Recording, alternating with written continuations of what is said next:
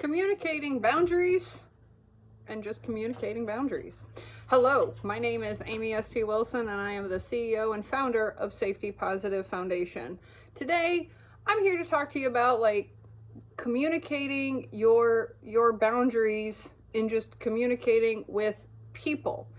Today, we have so many options when it comes to communicating with others. You know, there's text messages, FaceTime, there's probably 20 different apps for you to message people, not to mention the social media platforms where you have people DMing you, IMing you, whatever you want to call it.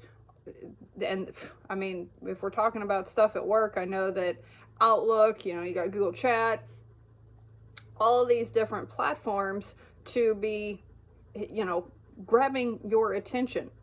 And of course, there's the phone itself. So, with all that in mind, we wanted to talk to you all about essentially saying to you that you don't need to be everywhere all the time. You are allowed to go, nope, I'm not taking calls after 9 o'clock, or I'm not taking calls between this time and that time. I'm not responding to emails. I'm just not doing it.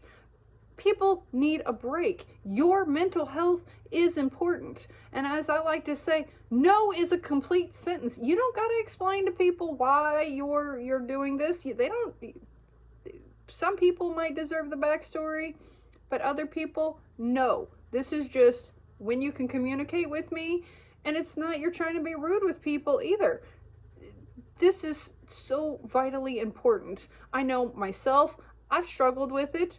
I know so many other people who have, and they've shared with me, these are people that I thought they got it together when it comes to their boundaries and how and when people are communicating with them, because they've been communicating with people for decades. But no, they are still struggling too. So if you're sitting there, somebody, oh, well, this is just a me thing, I promise you, the people you think that have got it together could possibly be struggling with it too.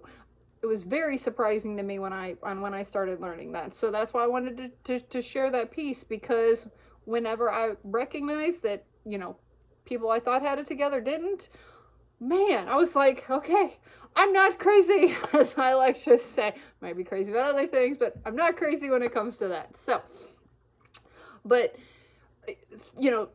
when you have decided, okay, these are the things, these are the times and places that people can communicate with me, or these are the platforms that I'm willing to be communicated with, you can share that with people. I know, as I was kind of saying, the social media stuff, not everybody's on all the social media platforms. You might just decide, I'm only doing Facebook and LinkedIn and TikTok, and that's it. I'm not doing any of the other stuff. That's fine. It is a personal preference, and you are allowed to have those. You're allowed to have standards.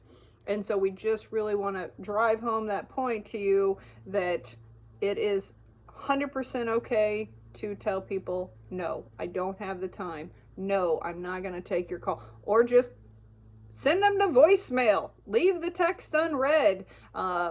There's, things that you can do. But make sure that you are taking care of your mental health, because when you get burnt out, it's not good for you or anybody else who is around you.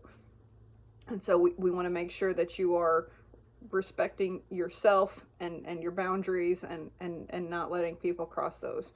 We do understand that there's emergencies, and you can set up different systems for that, but we highly recommend that you create some boundaries of the who, what, and when people can get a hold of you. It took me, like I said, some time to wrap my head around that. And there are times when I'm going to conventions and stuff, I'm operating a lot. And so whenever I do shut down for the night, it's because I mentally need that break. I leave it open for my team to get a hold of me when we're at said events. but they also respect my time and know that I need my downtime as well, just as much as I do theirs.